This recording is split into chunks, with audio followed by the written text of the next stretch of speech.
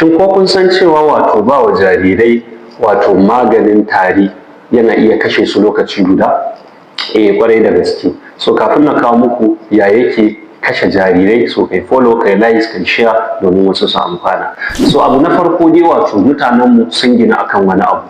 Idan misali ka kasance wato baka da lafiya zaka je ka wato baka da lafiya zaka je ka kemis kawai ka ce a baka maganin tari, kawai kemis za su ɗauka za su baka. So wannan magungunan tarin duk da kamfanonuwa suna rubuta cewa na yara ne, so amma fa akwai ɓoyayyar gaskiya a ciki, domin wasu magungunan suna ɗauke da wani abu da ake ce masa wato pseudoephedrine ko kuma wato codeine, wanda wa'innan sinadarai da ake sawa a cikin magani sun fi ƙarfin jikin jariri. So duk lokacin da ka je siyan magani idan ka kalla da wa'innan abubuwa a ciki kar ka siya, ka ba wa jaririnka, saboda wa'innan sinadaran da ake sawa a ciki suna tsayar da numfashi lokaci guda.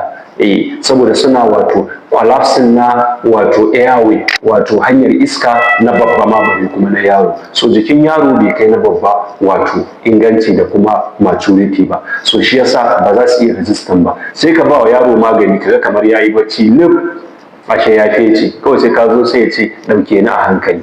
So kai babba idan ka sha kuma ba zai maka komai ba. So sannan kuma wannan magani yana wato da very toxicity.